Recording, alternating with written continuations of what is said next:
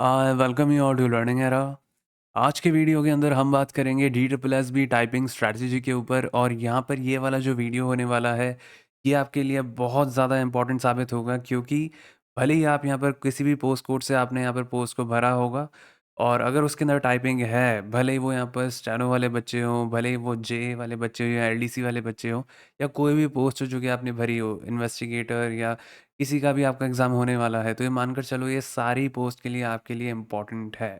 भले ही वो personal assistant वाले बच्चे हों या कोई भी हो, अगर जिसके अंदर भी टाइपिंग आ रही है तो ये मानकर चलो कि आपको तैयारी कैसे करनी है, आप कहाँ पे क्या गलतियाँ करते हो ऑफलाइन टाइपिंग के अंदर, क्योंकि डी ट्रिपल एस बी के अंदर सब जानते हैं कि पेपर टू स्क्रीन टाइपिंग होती है। मतलब आपको पेपर की तरफ आपको देखना होता है नीचे, और आपको स्क्रीन के ऊपर लिखना होता है।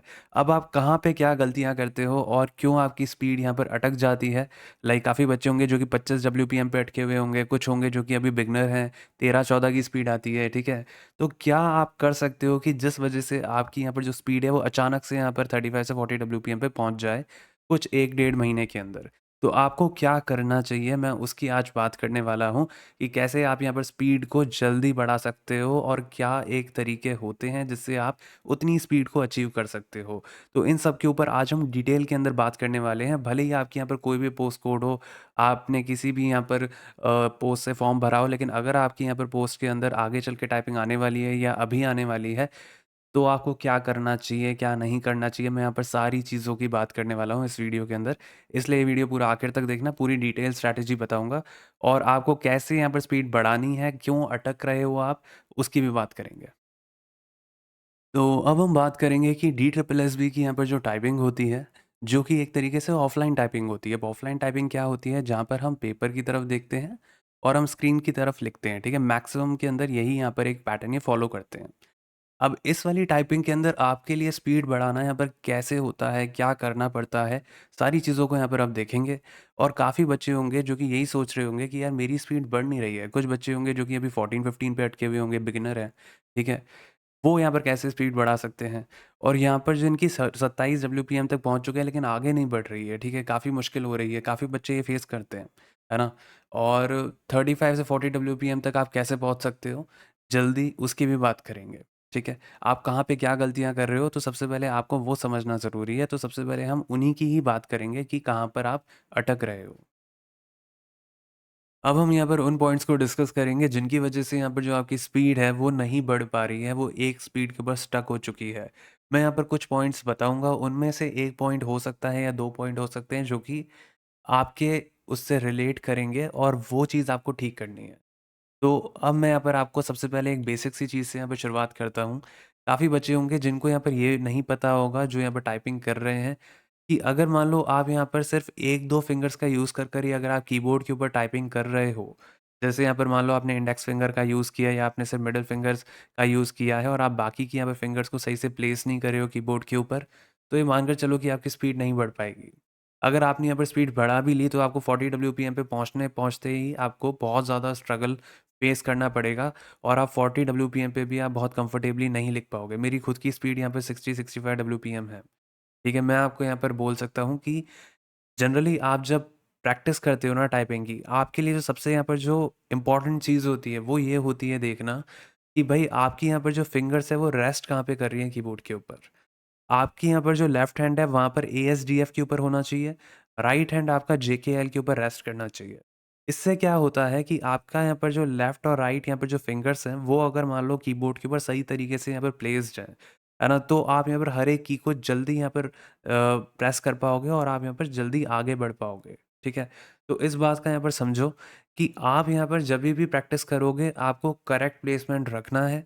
आपको ये चीज़ पता होनी चाहिए कि भाई अगर आपने ये वाला प्लेसमेंट रखा है तो आप ऑलमोस्ट सारी कीज़ तक आप जल्दी पहुंच सकते हो, आपको ट्रैवल नहीं करना पड़ेगा पूरे कीबोर्ड के ऊपर, और इसकी वजह से आपकी जो स्पीड होती है वो बेहतर होती है। तो आपको यहाँ पर जो लेफ्ट वाली यहाँ पर जो फिंगर्स होती हैं वो एएसडीएफ के ऊपर रखनी पड़ती हैं, है ना, और राइट वाली यहाँ पर जो फिंगर्स होती हैं वो आपको जेकेएल के ऊपर रखनी पड़ती है, ठीक है। तो ये वाली बात यहाँ पर ध्यान रखना। अगर मैं यहाँ पर ये बात करूँ तो ये यहाँ पर आपका होता है फिंगर प्लेसमेंट।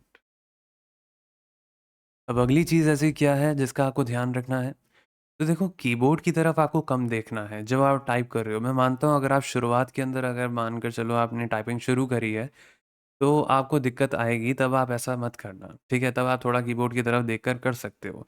लेकिन जैसे-जैसे आपके यहाँ पर जो स्पीड गेन होगी, उसके बाद आपको यहाँ पर ये मान के चलो थोड़ा कॉन्फिडेंस आ रहा है, मान लो आप 25 डब्ल्यूपीएम तक पहुँच गए, तो मैं ये बोलूँगा, अब आप यहाँ पर कीबोर्ड की तरफ देखना यहाँ पर थोड़ा कम कर दो। मैं ऐसा क्यों बोल रहा हूँ? कि जैसे मान लो आपने यहाँ पर कीबोर्ड की तरफ अगर आपने ज़्यादा देखा, तो उससे क्या होता है, आपकी यहाँ पर जो आँखें होती हैं, सबसे पहले पेपर की तरफ होंगी।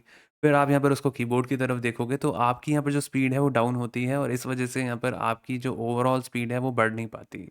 तो आपको ये प्रैक्टिस करनी पड़ेगी, मानता हूँ मुश्किल होता है, इतना आसान नहीं होता है ना? जब हम भी शुरुआत के अंदर लिखा करते थे तो हमें भी यहाँ पे कीबोर्ड की तरफ देखना पड़ता था, लेकिन धीरे-धीरे कर कर हमारी आदत बन गई क्योंकि हमें यहाँ पर जो हमारी मसल मेमोरी होती है ना वो हमें बिल्ड करनी पड़ती है। तो काफ़ी बच्चे होते हैं जो कि कीबोर्ड की तरफ अभी भी थोड़ा बहुत देखते हैं, तो थोड़ा बहुत चलता है, बीच-बीच में ऐसे कभी देख लिया, कुछ 1-2 कीज़ के बारे में प्लेसमेंट का नहीं ध्यान रहता है, तो तब देख सकते हो। लेकिन ऐसा नहीं है कि उसके ऊपर आप कॉन्स्टेंटली देख रहे हो बीच-बीच में, तो वो मत करना, ठीक है? कोशिश करना कि 25 डब्ल्यूपीएम या 24 डब्ल्यूपीएम के बाद आप ये वाली चीज़ करना शुरू कर दो कि आप कीबोर्ड की तरफ ना देखो। अब यहाँ पर जो अगली चीज़ है जो कि आपको ध्यान रखनी है, वो यहाँ पर क्या होती है, काफ़ी बच्चे होते हैं जिनको ये लगता है कि यार मुझे स्पीड बढ़ानी है तो मैं बहुत तेज़ टाइपिंग करने लगता हूँ। अब आप यहाँ पर ये सोचोगे कि स्पीड की तरफ क्यों नहीं जाना है? तो देखो स्पीड आपकी यहाँ पर आ जाएगी, आपको स्पीड की चिंता नहीं करनी है क्योंकि अगर मान लो आपने स्पीड के ऊपर काम किया, अगर आप स्पीड में लिखने लग गए, ठीक है? आप लगातार ये सोच रहे हो कि मैं तेज़ टाइप करूँगा, लेकिन आपकी मसल मेमोरी आपको अलाउ नहीं कर रही है। तो क्या होगा? आप गलतियाँ करोगे, आप टाइपोज़ करोगे और जब आपने गलतियाँ कर दी तो आपको बैकस्पेस का यूज़ करना पड़ेगा। तो जैसे ही आप बैकस्पेस का यूज़ करोगे, आपका टाइम जाएगा। क्योंकि आपने एक गलती करी है, अब आप उसके लिए बैकस्पेस दबाओगे, तो कुछ सेकंड्स गए और फिर आप यहाँ पर लिखना चालू करोगे, तो ये मानकर चलो कि आपने काफ़ी वक़्त गँवा दिया है। तो मैं यही बोलूँगा कि भई आपको स्पीड के ऊपर नहीं फ़ोकस करना होता है। किसी भी इंसान से पूछना जिसने अपनी स्पीड यहाँ पे बनाई होती है, वो कभी नहीं बोलेगा कि आपको तेज़ टाइप करना है। वो ये बोलेगा आप सही टाइप करो, आप गलतियाँ कम करो और हाथों को सही तरीके से प्लेस करो। फिंगर प्लेसमेंट आपका सही होना चाहिए। एएसडीएफ, जेकेएल के ऊपर आप रेस्ट कर सकते हो जनरली और उसके बाद क्या होता है कि आपके लिए सारी कीज़ तक पहुँच पाना आपके हाथ के लिए आसान हो जाता है ना? तो ये एक करेक्ट तरीका होता है जिससे आप स्पीड को जल्दी इम्प्रूव कर सकते हो और कोशिश ये करना कि बस गलतियाँ कम करो। काफ़ी बच्चे होते हैं जो कि स्पीड को प्रायोरिटाइज़ करने लगते हैं, फिर वो कहते हैं कि मेरी स्पीड नहीं आ रही। वो बहुत डेस्परेटली तैयारी करते हैं, लेकिन आपको करना क्या होता है, आपको एक्यूरेसी के ऊपर फ़ोकस करना पड़ता है और थोड़ा पेशेंस रखना पड़ता है। तो मैं ये बोलूँगा कि सही लिखो और बैकस्पेस का कम यूज़ करो, उससे आपके यहाँ पर एक्यूरेसी भी बढ़ेगी और आपकी यहाँ पर जो मसल मेमोरी होती है, वो डेवलप होती है और इस वजह से यहाँ पर जो आपकी स्पीड है ना? वो अपने आप आती है फिर। तो आपको स्पीड के पीछे नहीं भागना, आपको एक्यूरेसी के पीछे भागना है, इस बात का ध्यान रखना। अब यहाँ पर हम बात करते हैं कि किस तरीके से आप यहाँ पर 40 डब्ल्यूपीएम तक आप ईज़िली पहुँच सकते हो, है ना? डेढ़ महीने या लगभग 2 महीने में। अगर आप यहाँ पर ये मानकर चलो कि 25 डब्ल्यूपीएम पे स्टक हो, तो आप पहुँच सकते हो, अगर आपने डेली मेहनत करी है। मैं ये भी बताऊँगा कि कितने घंटे आपको करनी चाहिए, क्या करना चाहिए, ठीक है? तो यहाँ पर ध्यान दो, अभी मैंने बोला था कि आपको यहाँ पर एक तो सबसे पहले सही फिंगर्स को रेस्ट करना है, जेकेएल के ऊपर राइट हैंड, लेफ्ट हैंड आपका एएसडीएफ के ऊपर हो सकता है ना? थोड़ा-सा किसी के अंदर थोड़ा स्लाइट वेरिएशन भी हो सकते हैं, हो सकता है कि कुछ कोई एक इंसान थोड़ा-सा उनको अलग तरीके से रखता हो, है ना? लेकिन ऑलमोस्ट वो इसके आस-पास ही रखेगा, ठीक है? लेकिन जनरली जो सही तरीका होता है, वो यही होता है ना? अगर आपने ये वाला तरीका फ़ॉलो किया है तो अच्छी बात है। अगर आप यहाँ पर अभी भी 2 फिंगर से ही यहाँ पर टाइपिंग कर रहे हो तो आपकी स्पीड 40 डब्ल्यूपीएम तक पहुँचने के अंदर आपको बहुत स्ट्रगल आएगा, ये आप मुझसे लिखवा लो।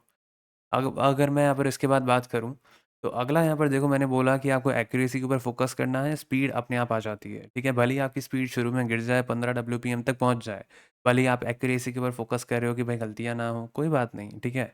लेकिन आपको इसके ऊपर फ़ोकस करना है कि आप गलतियाँ ना करो बस, क्योंकि स्पीड आ जाती है। बस आपको एक्यूरेसी के ऊपर फ़ोकस करना पड़ता है कि आप गलत नहीं करो, क्योंकि मान लो आपकी फ़िंगर कहीं तक जाती है कीबोर्ड के ऊपर, तो जैसे आप कोई भी की यहाँ पर दबाते हो ना, तो आपकी यहाँ पर मसल मेमोरी ट्रेन होती है कि आपने इसको किस तरीके से प्रेस किया है।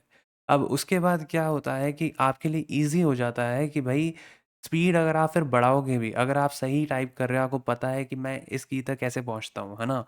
तो आपके लिए ईज़ी रहता है कि भई फिर स्पीड बढ़ा भी दूँगा तो भी मुझे पता है कि मैं इसको ईज़िली टाइप कर पाऊँगा। तो इस वजह से आपको एक्यूरेसी के ऊपर फ़ोकस करना पड़ता है। अब यहाँ पर ध्यान दो, एक मैं बोलता हूँ कि यहाँ पर आपको कीबोर्ड की तरफ नहीं देखना, आप उसको कवर भी कर सकते हो, ठीक है? कोई टॉवल रख सकते हो जिसकी वजह से आपको नीचे कीबोर्ड नहीं दिखे। ऐसा भी कर सकते हो, है ना? एक ऐसा कुछ बना सकते हो। तो वो भी एक सॉल्यूशन है आपके पास, है ना? तो वो भी एक तरीका आप यूज़ कर सकते हो।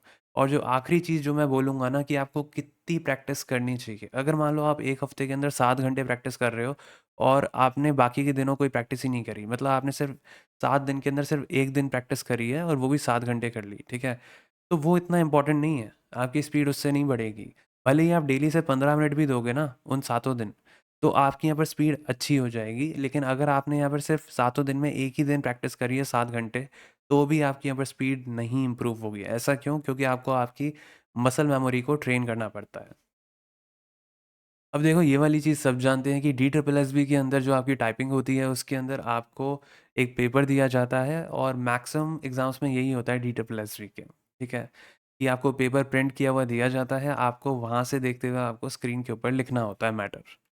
और यहीं अगर मैं बात करूँ तो काफ़ी बच्चे ये भी पूछते हैं कि क्या फ़ॉन्ट होता है डी ट्रिपल एस बी के अंदर हिंदी वालों के लिए, तो वो जनरली कृति देव मैक्सिमम टाइम्स यही देखा जाता है।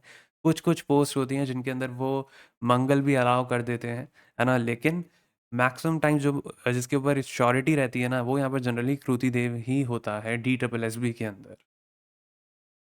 अब काफ़ी बच्चे सोचेंगे कि यहाँ पर जो आपका डी ट्रिपल एस बी का पेपर होता है, मतलब जो टाइपिंग होती है, उसके अंदर आप किस तरीके से इसकी तैयारी कर सकते हो? क्योंकि इसके अंदर तो आपको पेपर की तरफ देखकर स्क्रीन के ऊपर लिखना होता है। जैसे ये बॉक्स है, आपको इसके ऊपर लिखना पड़ेगा, है ना? तो आप इसकी तैयारी करोगे कैसे? तो वो चीज़ का यहाँ पर जो सॉल्यूशन है, वो हम आप लोगों के लिए पहले ही यहाँ पर बना चुके हैं। आप इसके अंदर पेपर की तरफ देखते हुए भी आप स्क्रीन के ऊपर लिख सकते हो। कैसे? जैसे मान लो आपके सामने पूरा का पूरा मैटर यहाँ पर दिया हुआ है स्क्रीन के ऊपर। ये पूरा का पूरा मैटर वैसे जनरली हम क्या करते हैं, नीचे लिखते हैं और स्क्रीन टू स्क्रीन टाइपिंग होती है, ठीक है? तो इस पूरे मैटर को आप यहाँ से डाउनलोड कर सकते हो। जैसे ही मान लो आपने इसको यहाँ पर डाउनलोड कर लिया, फिर अगर आपने इसका प्रिंट निकाल लिया, तो प्रिंट निकालने के बाद क्या होगा कि आप इसको यहाँ पर पेपर की तरफ देखते हुए आप इसको यहाँ पे टाइप कर सकते हो। और जैसे ही मान लो आपके सामने ये अपीयर हो रहा हो तब भी, तो आप इसको यहाँ से हाइड भी कर सकते हो। जैसे ही आप हाइड पैसेज करोगे तो क्या होगा कि आपको इस तरीके से यहाँ पर ये दिखेगा नहीं, ठीक है? जो आपका यहाँ पर मैटर होगा वो गायब हो जाएगा, फिर आप यहाँ पर बस टेक्स्ट बॉक्स के अंदर लिख सकते हो पेपर की तरफ देखते हुए, है ना? तो हाइड पैसेज का अगर आप यहाँ पर दबाओगे बटन, तो आपको ये एक फ़ायदा मिलता है कि आप पेपर की तरफ देखते हुए आप यहाँ पर बॉक्स के अंदर टाइप कर सकते हो और फिर अगर आप इसको सबमिट कर दोगे, तो आपको आपकी गलतियाँ भी पता चल जाती हैं। तो ये बहुत अच्छा सॉल्यूशन है पेपर टू स्क्रीन टाइपिंग के लिए, जो कि हमने आप लोगों के लिए निकाल दिया है। अब इसके अंदर क्या होता है कि आप यहाँ पर ये जितने भी पैसेज जो दिए हुए हैं ना हमारी तरफ से, ये सब आप एक बार में भी इनको डाउनलोड करके एक ही पीडीएफ के अंदर एक साथ प्रिंट निकाल सकते हो। बस आप हमें व्हाट्सएप के ऊपर मैसेज कर देना, हमारा व्हाट्सएप नंबर भी कमेंट सेक्शन में अवेलेबल है, ठीक है? बाकी ये पूरा का पूरा यहाँ पर जो डी ट्रिपल एस बी का जो टाइपिंग टेस्ट है, वो हमने देखते हुए ही बनाया है ना? इसके अंदर प्रीवियस ईयर पैसेजेस भी एडेड है ना? तो आप उसके ऊपर भी प्रैक्टिस कर सकते हो। प्रीवियस ईयर पैसेजेस आपके लिए इंपॉर्टेंट होते हैं, आपके लिए ये समझने के लिए कि जो डी ट्रिपल एस बी का टाइपिंग टेस्ट होता है, वो कैसा आता है। तो वो भी हमने आप लोगों के लिए ऐड कर रखे हैं, है ना?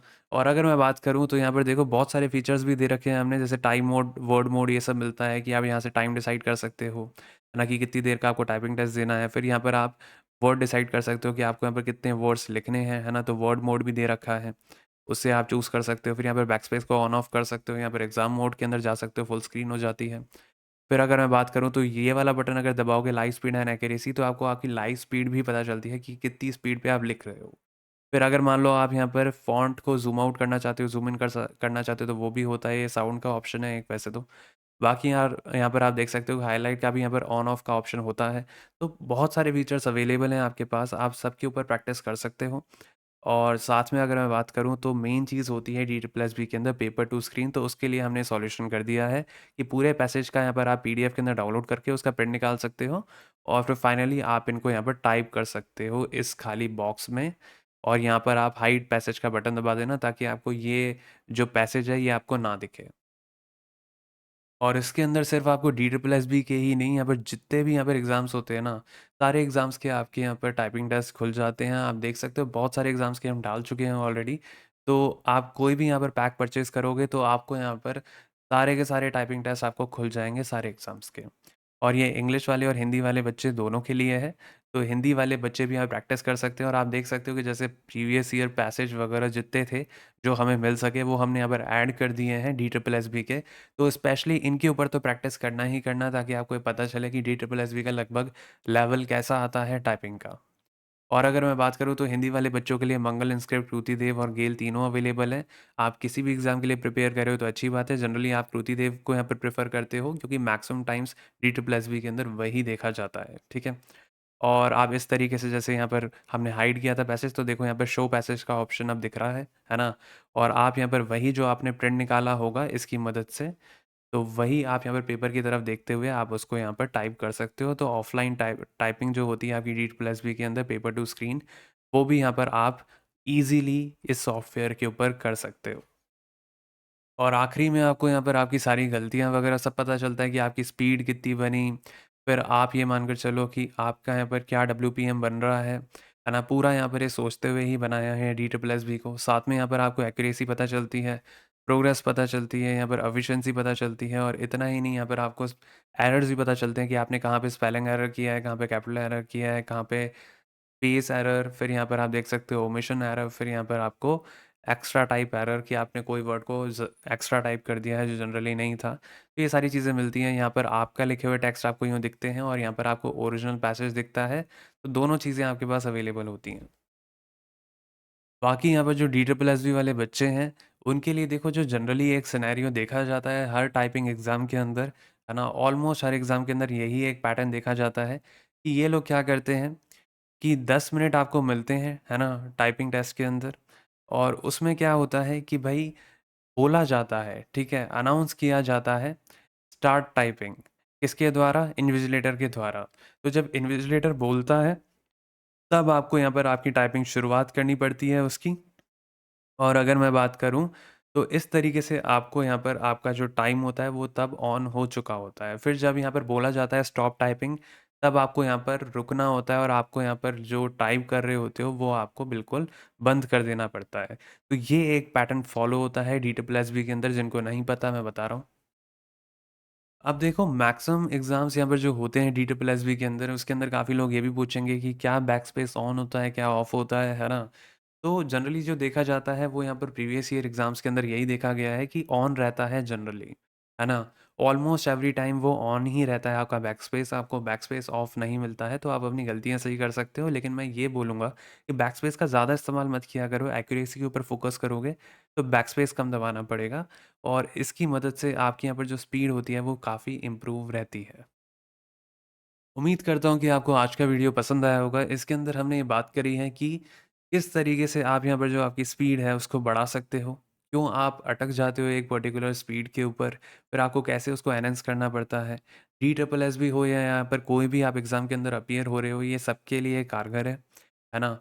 और आप प्रैक्टिस कर सकते हो। मैंने एक सॉफ्टवेयर का आपको लिंक दिया है ना, कमेंट सेक्शन में, जो कि हमारे द्वारा यहाँ पर बनाया गया है। आप DSSB की तैयारी उसके ऊपर कर सकते हो। आपकी कोई भी क्वेरी हो तो आप हमसे पूछ सकते हो कमेंट सेक्शन में। नहीं तो हमारा व्हाट्सएप नंबर भी दिया हुआ है, आप वहाँ पर भी पूछ सकते हो। बाकी इसके ऊपर हम और वीडियो लाएँगे कि क्या चीज़ें आप कर सकते हो और क्या ट्रिक्स होती हैं कि किस वजह से हम हमारी यहाँ पर जो टाइपिंग स्पीड है उसको बढ़ा सकते हैं, ठीक है? और क्या-क्या मेथड्स होते हैं उसकी भी बात करेंगे, और यहाँ पर एग्ज़ाम के अंदर आपको क्या फ़ेस करना पड़ता है ना? एग्ज़ाम के अंदर क्या होता है कि मान लो आप 40 डब्ल्यूपीएम की आपकी स्पीड है, तो वहाँ पर हो सकता है आपको 35 डब्ल्यूपीएम की ही आएगी। ऐसा भी होता है, क्योंकि वहाँ पर आप पैनिक करते हो, क्योंकि वहाँ पर सारे के सारे कीबोर्ड्स एक साथ यहाँ पर दबते हैं, आवाज़ें आती हैं, तो आपको लगता है कि दूसरा वाला ज़्यादा अच्छा टाइप कर रहा है, उसकी ज़्यादा स्पीड है, तो आप पैनिक करने लगते हो। ऐसा देखा जाता है। अगर आप कभी किसी एग्ज़ाम के अंदर अपीयर नहीं हुए हो टाइपिंग टेस्ट के अंदर, तो आपको नहीं पता होगा, लेकिन अगर आप अपीयर हुए हो तो आपको ये वाली बात आपको समझ आ रही होगी। और इसी तरीके से यहाँ पर हम और सारी चीज़ें लाने वाले हैं DSSB के रिगार्डिंग। तो यहाँ पर इस चैनल को सब्सक्राइब कर लेना, ताकि आप यहाँ पर कोई भी इंपॉर्टेंट अपडेट मिस ना कर दो। और आप यहाँ पर हमें सपोर्ट करने के लिए इस वीडियो को लाइक कर सकते हो और हाइप का बटन दबा सकते हो। बाकी अगर आपकी कोई भी क्वेरी हो तो पूछ लेना कमेंट सेक्शन में, और हमारा व्हाट्सएप नंबर भी दिया हुआ है। तो जैसे ही आपको कुछ भी लगे तो हमसे डायरेक्टली भी आप कॉन्टैक्ट कर सकते हो।